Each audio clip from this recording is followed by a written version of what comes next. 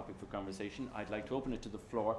We have about 50 minutes for question and answer. Jeff will have to leave at 7:15 because he has a class, so it's not because he's disagreeing with his interlocutors. But in any case, open to the floor. Professor Carney, I, as a prerogative of the mic holder, I wonder if I could begin the questions. Okay. It is interesting how both presentations show the almost inevitability of egoism. I mean, the drift towards the same in Levinas and the drift towards the preference for one's kind in developmental psychology. So my question actually is for Professor Bleckel. I mean, what I'm wondering is, as you read Levinas's project, is it just a description of this primal passivity as kind of the heart of ethics, of responsibility, of the intuition of the essence of the face of the other? Is he merely just trying to sort of show us the origin of moral responsibility, or is he saying this is a passivity we need to somehow work to recover or sort of recall to experience? I think the answer is pretty clearly that he is proposing a kind of transcendental description of what we're doing when we're doing whatever it is we're doing all the time, in a manner that isolates the anchor or the locus of its ethical significance.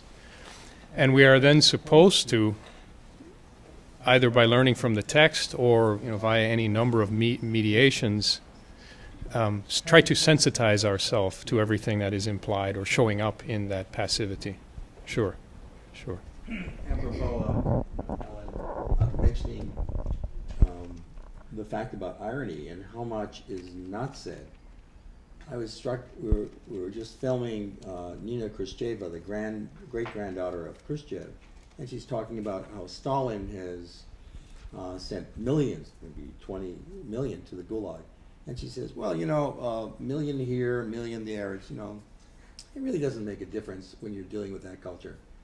And people took it as her saying, geez, she's very insensitive about millions here and millions there. And they really shocked me, because I took it as irony, and they took it as literal.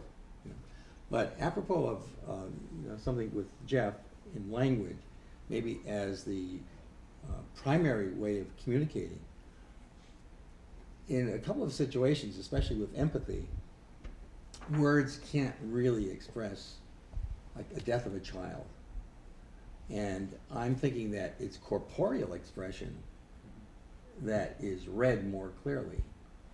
A feeling, a facial feature, a hug, an embrace. And I thought, was Levinas saying that language is the epitome, or does he leave any room for what I think is much more expressive to a human being, a corporeal expression? No, I probably should have said that he means language in a very general sense. So that can encompass gesture and expression as well, sure. He even goes so far at one point to say that the musculature of Rodin's sculptures can function the same way the face of the other does. I actually find that a mistake on his part.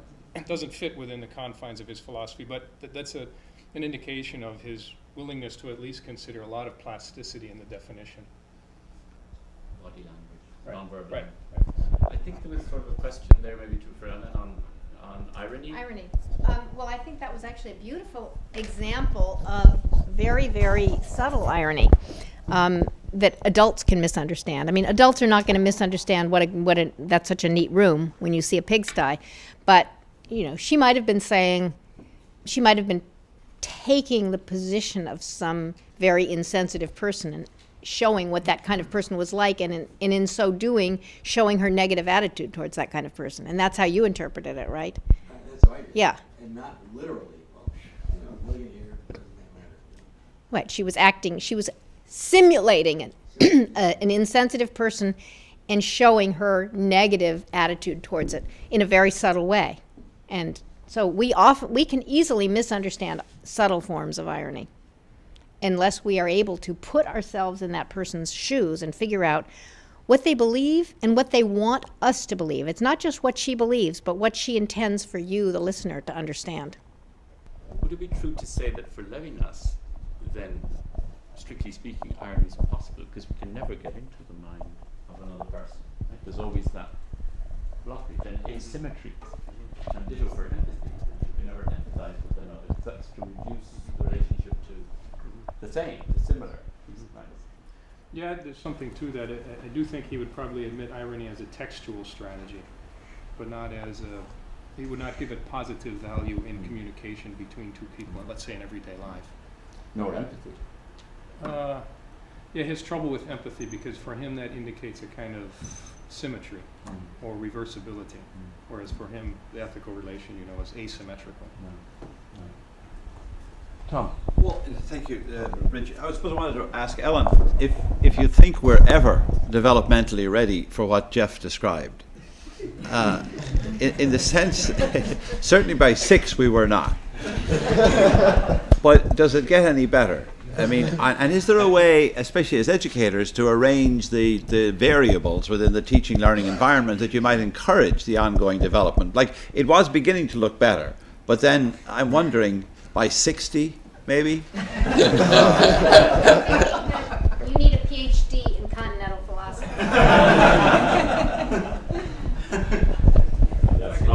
I would just like to add one thing on that point. Levinas himself says it's for adults. Yeah, there are no children in this class. It takes a certain maturity. But what, can you nurture it? Can you encourage it? Oh, sure. He was, I mean, anecdotally, there's clear evidence of this. He was engaged for a very long time in his career teaching teachers of high schoolers. So religion for him was a kind of moral pedagogy, and he committed a good 30 or 40 or 50 years of his life to that. So it's developmentally problematic if I think everybody else in the world is an idiot who doesn't like South Park. I'm just kidding. No, the real question is this: there are two different accounts of dialogue. One as being a kind of primordial function of language, and one being impossible at an early developmental stage. I mean, the example of the children is what came to mind, and so I'm wondering. I guess I'm thinking of both Levinas and Bakhtin, literary theorist Bakhtin, who has the notion that monologue is only possible as an ethical posture. It's not actually literal. I mean, it's not in actuality even a possibility for human beings, because those children, for example, even though they're not speaking in a kind of accordance with one another, they're speaking somebody else's language. They've been woven into a language that is not really their own. So I guess it's a question to both of you as a way in which we might be able to bridge that potential disparity. And forgive me for the South Park comment. I'm not quite sure I accept the premise of your question. I'm not sure why the children are speaking a language that's not their own. Maybe I just don't understand you. Well, I mean, they've been taught by their parents. Oh, you mean the fact that they're speaking English? Is that what you mean? Yeah. I mean, just that very basic principle, yeah. Or speaking at all, would you accept Or that? speaking at all.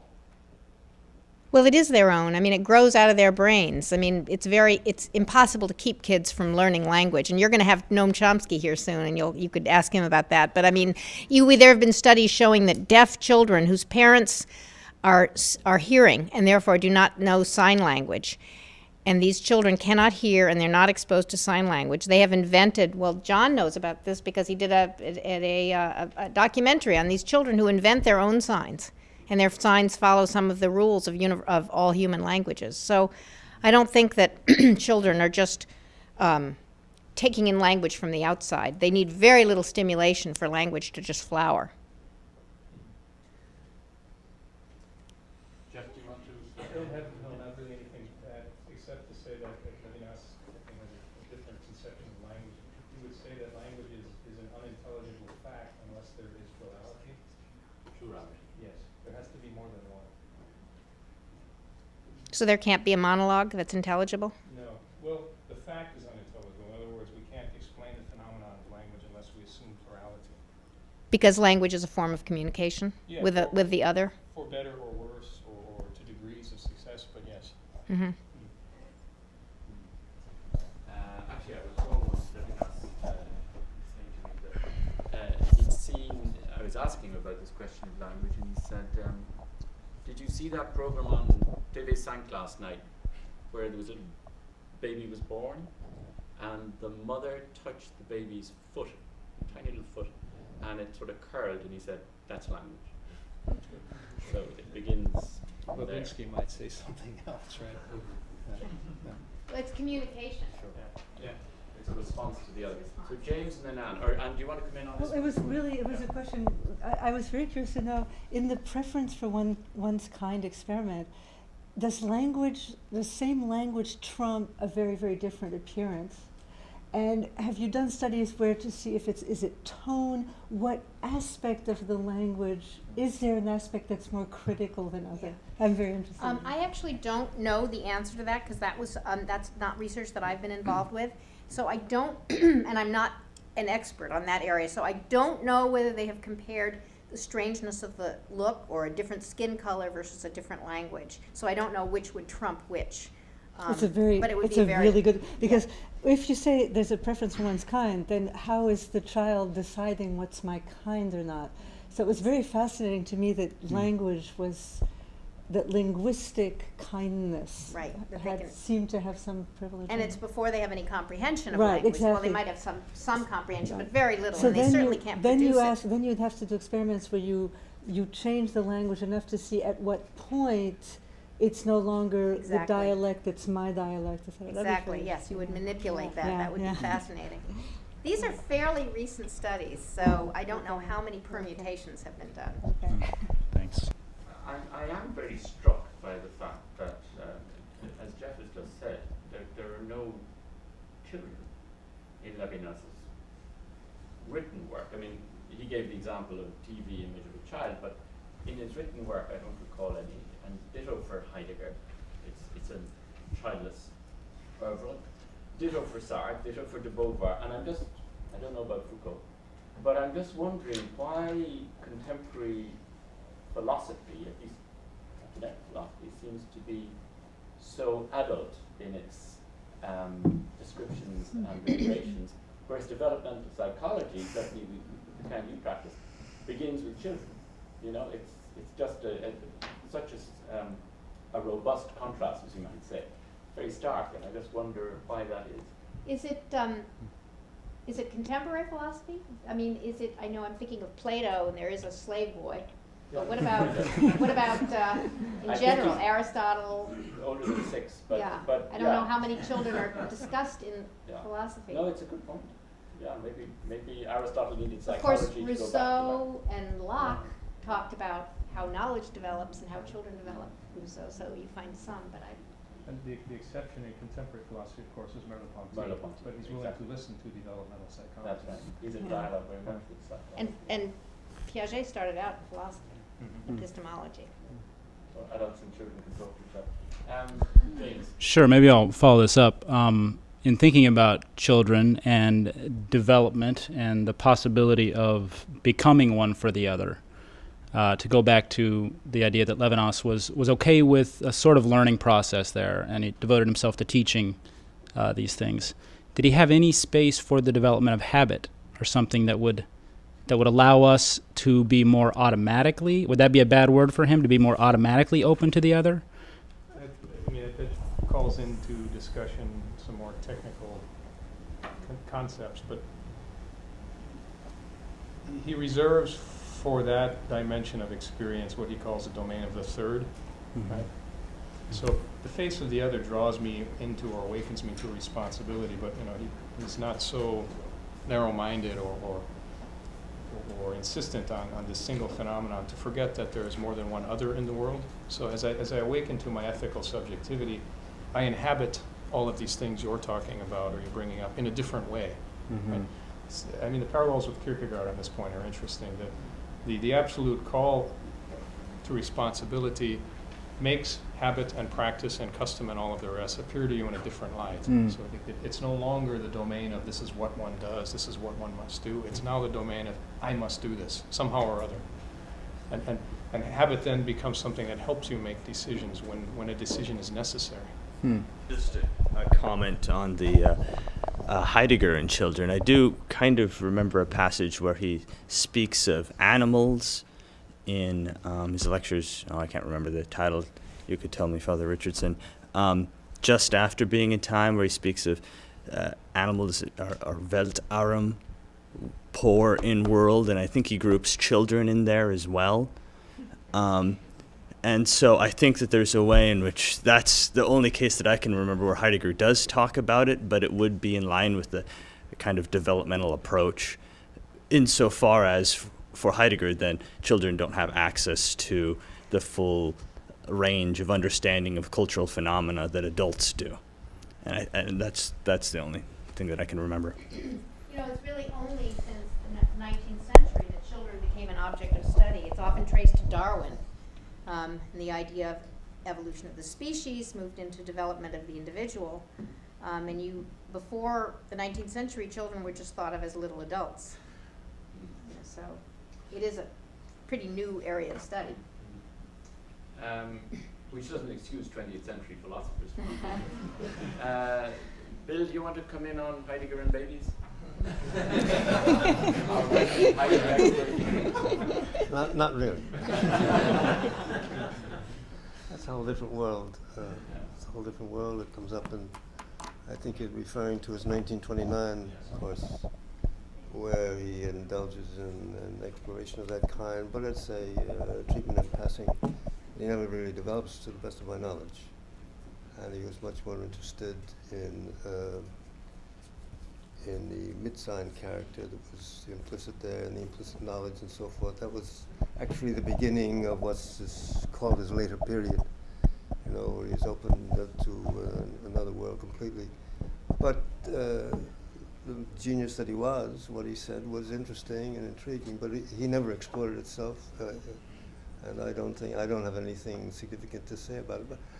But since you give me the floor, I do I do have a question for Jeff. And it's apropos what's been said before. We're talking about the primitive experience of language. But if I understood you to say, Jeff, you spoke of language for Levinas is equivalent with justice, and both are prior to truth. Would you be good enough to unpack that, please? What is it meant by language in that sense? Yeah. In what sense is it identifiable with justice? And in what sense does he understand truth so that both language and justice are prior to truth? Now, I realize it's a big question, and you're speaking, in summary. But I am puzzled when we talk about the primary experience of sensibility, primary experience of otherness, and all that. But out of this primary experience, whence comes a conception of language which is robust enough, if I may use the word, to include justice as justice, and both of them prior to truth as truth. How can that work? So, at least to suggest. I mean, the first thing that I should add to everything else I said is that for Levinas, like for nearly everyone else, there is good and authentic language, and there is dead language or ineffectual language. So, working with that distinction, the following, it seems to me. First of all, the notion that an assertion is already a proclamation or even a response to someone else. All right, so that's already a twist on the notion that language is a matter of dialogue or discussion. There is no monologue. It's always a statement made in company, right? Present or only imaginarily present. So language is dialogical. Therefore, statements are proclamations or responses to others. Now, good, authentic, reflective language has to bear the call of responsibility. It has to know that it is already in response to another person. All right? So I either keep the thing for myself or I commit it wholly to the other person who happens to be in front of me. okay? I know it's asking a lot at every single step of the way, but within that context, Levinas is inclined to suggest, and in fact there's a long section in Totality and Infinity that works more or less along this line. He's inclined to suggest that what we call truth statements or assertions immediately have an ethical characteristic or an ethical inflection to them. I either offer it to the other or I hold it up as something that is somehow beyond all of us. Now, he fears violence in the second of the two, because then we all become players who have to answer to this thing that belongs to no one. There's a kind of political fear there. Okay? Sure. Now, all of that said, let me concede the following, and I don't know that I'm willing to defend it, but at least let me concede it. The notion of language, and even more so the notion of truth, and in for the bargain, probably the conception of temporality is rather scant, right? All of this is bent or flattened out with a view to reconceiving subjectivity in terms of hospitality and responsibility. And justice? All right, it's an ambiguous term in Levinas, but I leave that aside. I think that the sense of justice you're asking about is the following. It designates the degree to which my utterances, whether explicitly proclamatory or not, are committed wholly to the other person. Now, on Levinas's account, if I don't give myself, if I don't speak directly to, if I don't grant absolute hospitality to the other, then there is injustice in what I'm doing. Right? Now, we could immediately ask, can one ever be perfectly just? I think he himself would say not, but we should be trying to be. Right? Thank you, Jim. That actually raised the question that was in my mind, which is, are we talking, is Levinas, I've never read a word of him, but except for your paragraph, but is he talking about what is or what ought to be? Yeah, okay. That's an understandable question. What he tries to do is the following. Give an account of what he thinks is the case. Highly contestable from start to finish, but it has a certain internal consistency. Give an account of what he thinks is the case. This is presented as an accurate description of our condition, at least for certain mature adults. Mm-hmm. And in the course of that description, he thinks he has unearthed a kind of prescriptive appeal in the description itself, right? If you understand this about yourself, you should feel obliged to commit yourself to it as a question of responsibility and authenticity.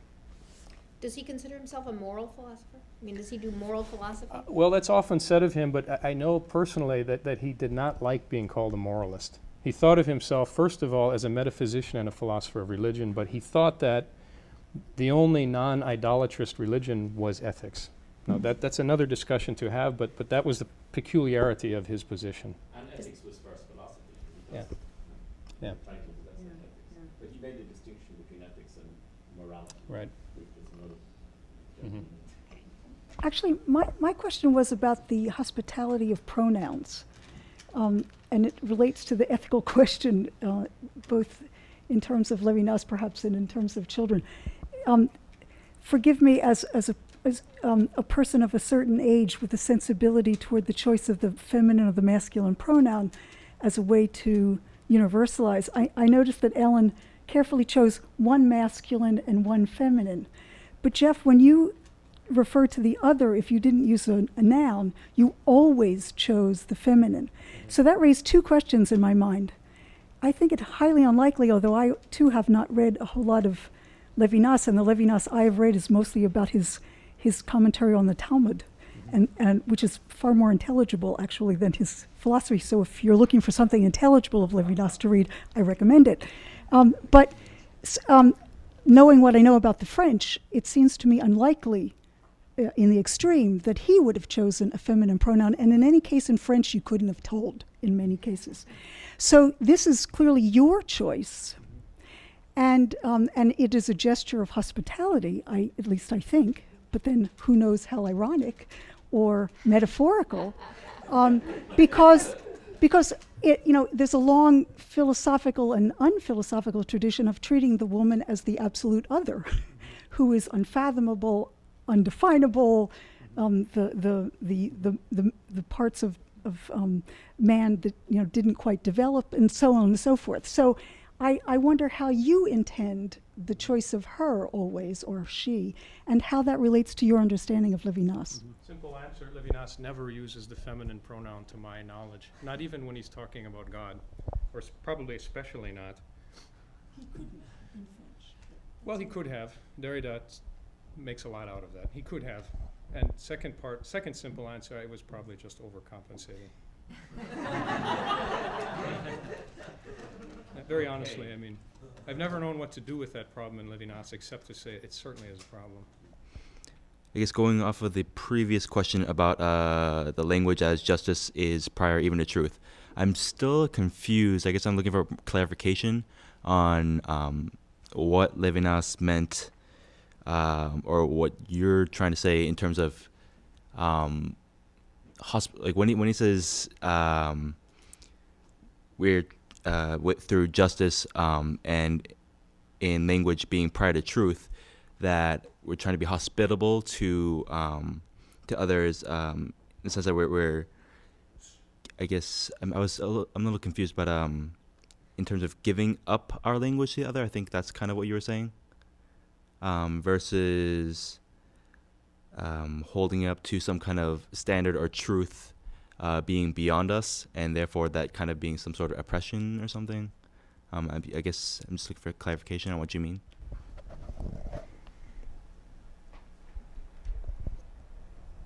I think Levinas wants us to understand the pursuit of the truth to already be to already have ethical stakes, right?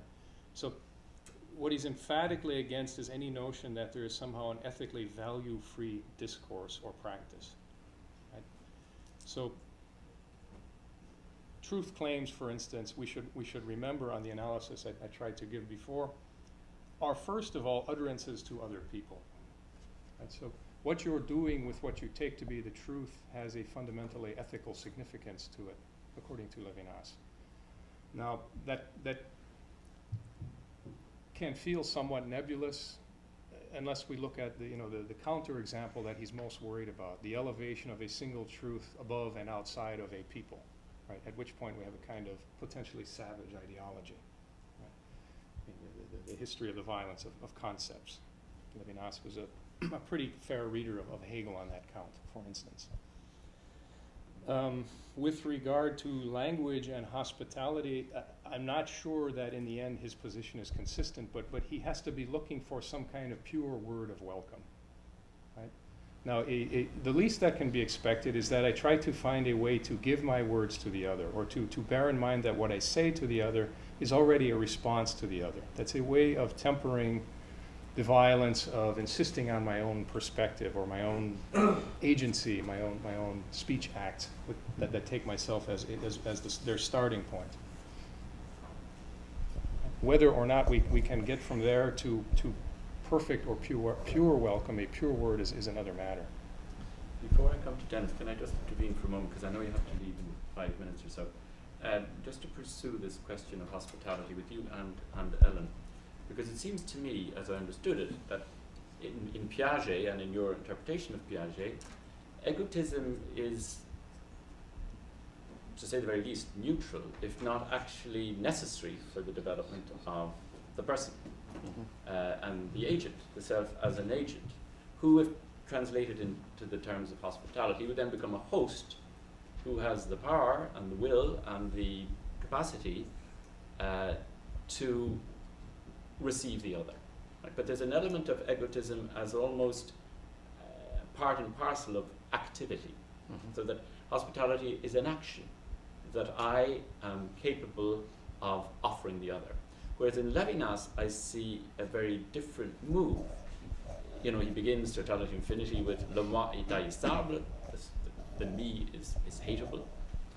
And then, even though he does allow a certain role, as I understand it, for the ego, it's really an ego that we need to get beyond, by recognizing that ultimately we're not hosts primarily, but hostages who are passive to the other. So that if this hospitality, seems to be more in the sense of passivity than activity, and so egotism is not neutral or positive, it's ultimately negative. Is that an accurate reading of you both? Well, I would say that for Piaget, egocentrism is value-free. Right. It is simply the state of the infant, because logically, if you think about it, how could the infant possibly make when the infant arrives in the world, how could she or he make any kind of distinction between his actions and what he sees? It takes a long period of working out to separate. It takes actually 18 months for Piaget. The first 18 months of life are the gradual working out of the separation of self from others and realizing that objects exist independently of you no matter what you do to them. So it's value-free. But it's sustained throughout adulthood as well. It doesn't disappear with childhood. Well, it takes different forms, but he doesn't mean selfishness. No, I understand. Yeah. So it takes different forms. So in infancy, it's separation of self from physical space and objects in space. So that by the end of infancy, the infant realizes that he is an object in space, and other people are objects in space, and they're independent of him. But then it takes another form, which is this child still cannot imagine how somebody else sees the world. So it takes a more representational, symbolic form, and you find an inability to take others' perspectives. But it's value-free. Yeah, that counts. I It's think not there are- value-free for Levinas. Well, there are similarities and differences. On the one hand, Levinas is careful to say egocentrism, and that's his term, it is natural and spontaneous, right? And he's also fairly careful to weave it through a lot of dimensions or layers or strata in totality and infinity. It's its sensibility, its enjoyment, its representation, its reflection, and all of the rest. So it's present in all of them as a natural and spontaneous tendency, without which we couldn't do the things we do. On the other hand, it is layered over with this rather heavy critique. All of that is natural and spontaneous, and in a certain sense, good as it is nonetheless exclusionary, repressive, violent, narcissistic. These are all words he uses, right? So how do you get the two together? I think you were very close to saying it yourself. Levinas' subject is fundamentally, naturally egocentric, but ethics calls us to become kenotic. Right? We have to engage in a kind of self-emptying, probably ad infinitum. So it's anti-natural. Or ad It goes against our nature. Yeah. And do you want to? No, I just want I know to. Jeff has to But leave. Helen, I vaguely remember that Piaget also has in those same studies with the monologues in the courtyard, if I recall, where one child is heard and the other one says, "Ouch." So there's a sort of. So in a way, it's like a non-egotistic. Yeah. It's So that you don't realize it. I deliberately simplified things just because I had so little time. So actually, Piaget never said that children are 100% egocentric in the early childhood period when they're communicating past each other. It's actually just a large part of the time, and it goes down with age. But if you actually study carefully his book, Language and Thought of the Child, you see that the majority of children's conversations are non-egocentric. So it's just that you find about 40% of their conversations are egocentric, and this declines with age. So it's not that they're completely incapable of communicating, it's just that they're very easily apt to slip into But doesn't he also egocentrism. point out that there's sort of these sort of loose ego boundaries because of... Oh, I see. When you said the child saying "ouch," I thought you were talking about an ability to take the other person's perspective, and Oh, you're no, actually no, saying not the at all. child No, loses- that they don't realize that the fact that it was another child that got hurt, that they should not be saying out. So there's a sort of... I don't Right. know about that example in Piaget. He talks about contagion crying in infancy, so that if It is an like a infant- contagion of... an infant hears another infant crying, he'll start crying, and it's because he's not differentiating his own cries from another Right, person's cries. right. So I had a question for Jeff that I'll have to try to answer on my own, I guess. He alluded to some ambiguity in Levinas with respect to the word justice, and I was going to ask him to put him back on the hook on that question. Levinas says in a late interview that justice is the first violence, and in saying that, he's making a certain configuration about language and about response. Whereas in order to equalize with respect to justice, one is trying to do a certain form of synchrony, whereas one person's pain is balanced against another, or one form of economic injustice is balanced against another. And so there's a certain concession that's made before one pursues justice into a kind of synchronous relationship, which I think has bearing on the question of hospitality. So I was going to ask Jeff to respond as to whether hospitality is also the first violence. And then my question also related to language, because if language is the attempt to do an initial representation, if it's never a presentation, never a monologue, and always a representation, then it seems that there's a certain kind of translation that takes place that inevitably invokes a reduction of the alterity of the speech of the other, or even the manner with which the other approaches my door, where that's translated into some form that I can open my door to, where I serve the other in a way that is already reconfigured according to my appropriation of that need. And so I was going to ask Jeff to come back on the hook on the question of justice, because that's why he danced around that, because Levinas at times seems to very much encourage something that goes under the heading of justice, but other times we'll call it the very first violence. So I don't have a good answer because I was going to ask it. Well, to interrupt, yes. or let you out of this little bit for a moment. What do you think is the answer to the question about hospitality and violence? Why do you think it might be violent? That's not interrupting. You're asking me to keep talking. It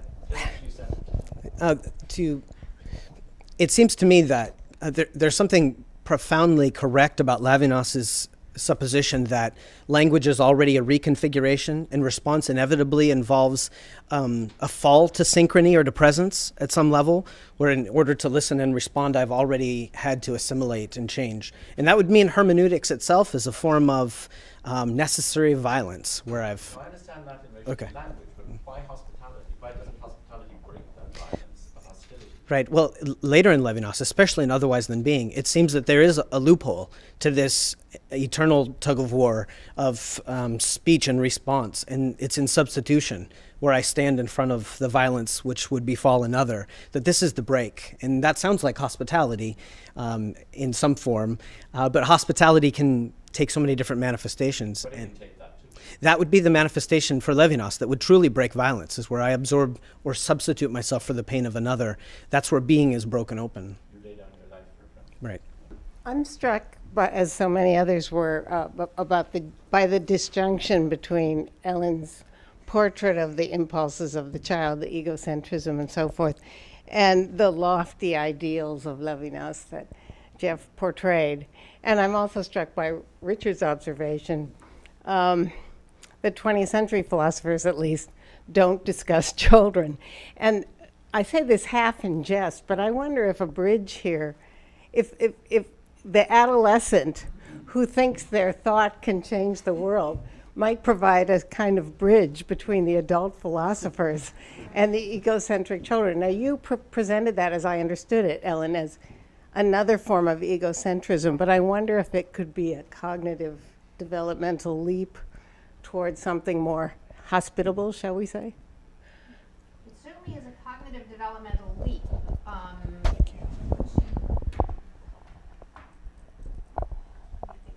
mean, it's actually very philosophical. It's the adolescent becomes a philosopher and believes that his or her philosophy can actually affect the outside world. And maybe philosophers are a little like adolescents, in living in their own ideas and believing that somehow people are making sense of them. I don't know. I'm just blathering on here. Could you give an example of an adolescent who thinks his thought can change the world? I mean, well, I was thinking of what Piaget talked about were how revolutionaries, political revolutionaries, are always very young, and they're very idealistic. Whether you like the revolution or not, they are idealistic.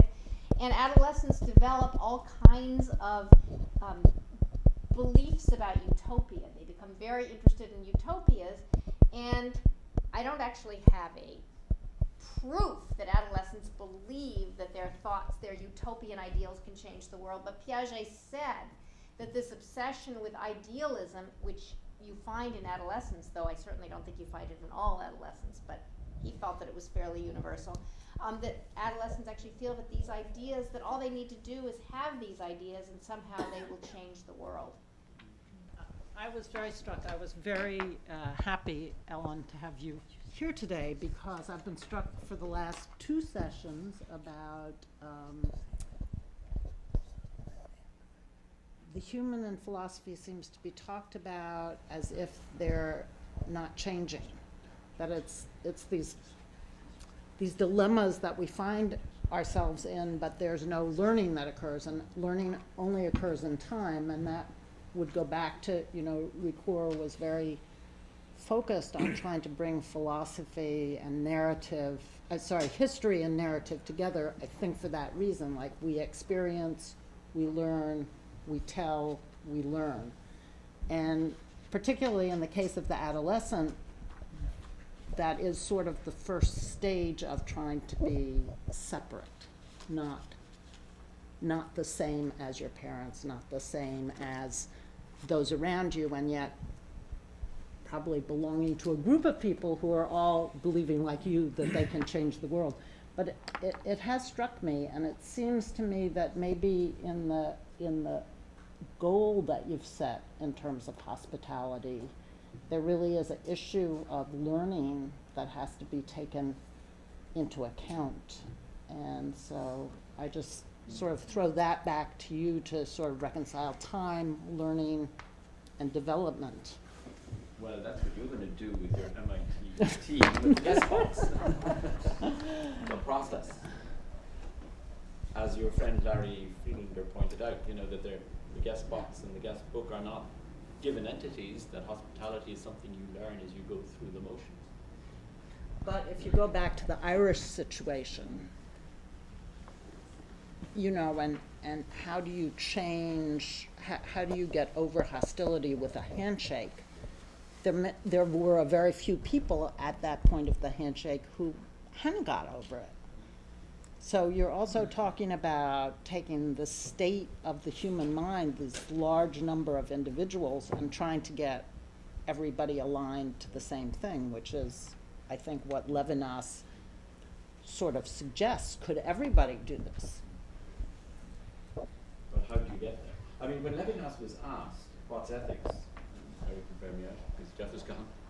He said it's holding a door open and letting somebody go in first, or it's shaking somebody's hand.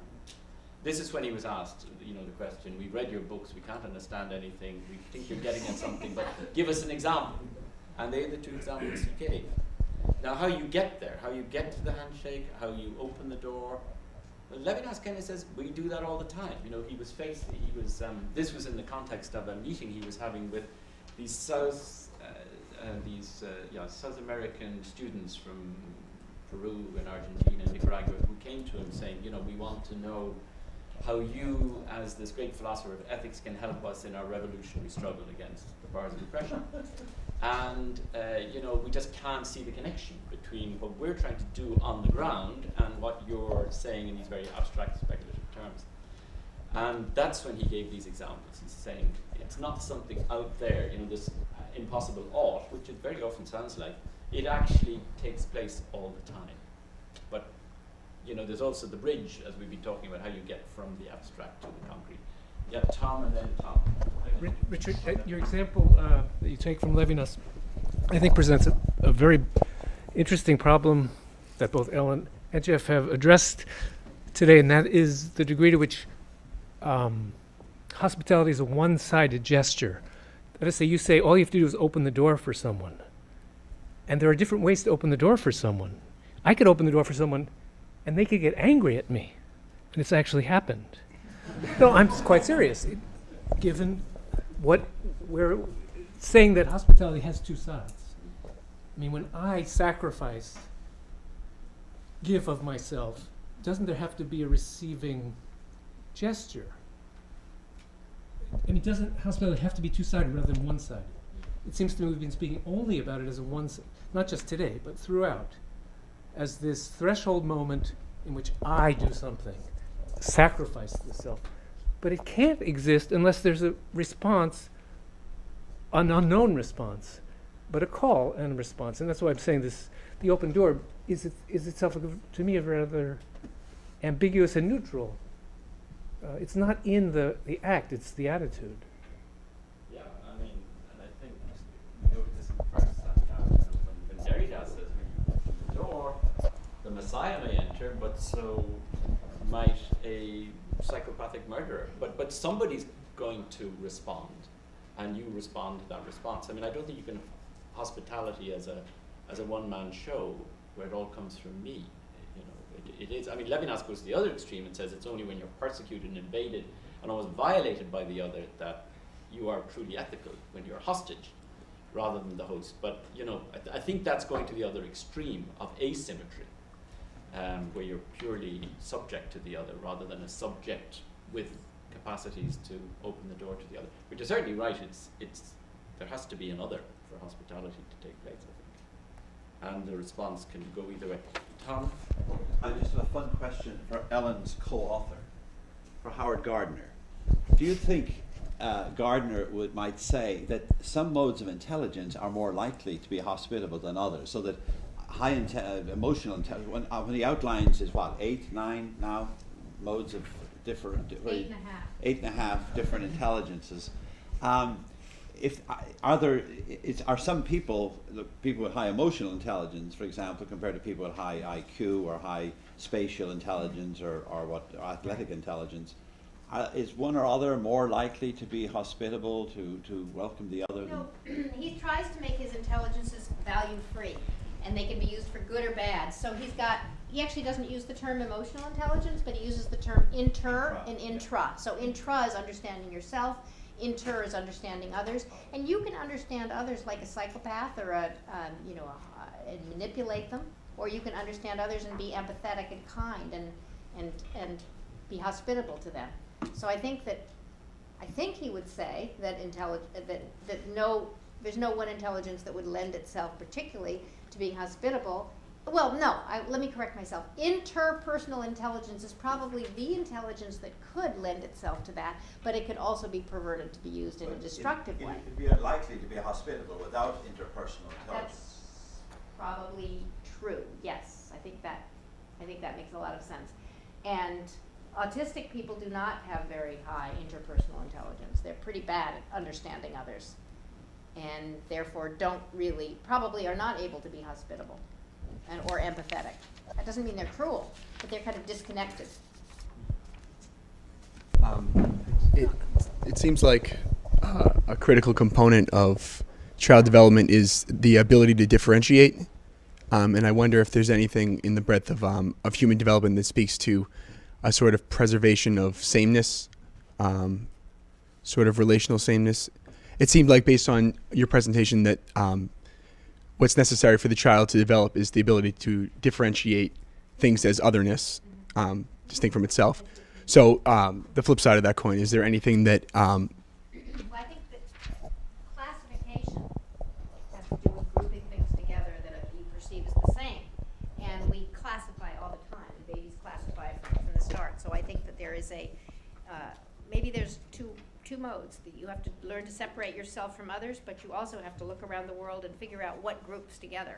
Because if you don't classify, then you can't have concepts and you can't have words, because every object and every view of an object would be different. One comment for Ellen and one question for Ellen.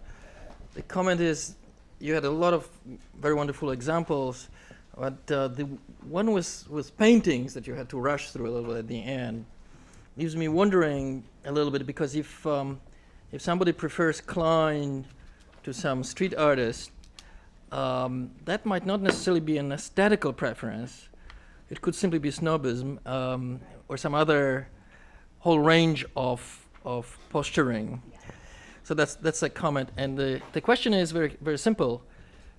When does altruism develop in children? I mean, you were very close to saying something about it a few times. And as with, at what time am I willing to share my cookies? Let me talk about those in reverse order. So it all depends on how you measure it. And so you can measure altruism in a way that you can find it very early.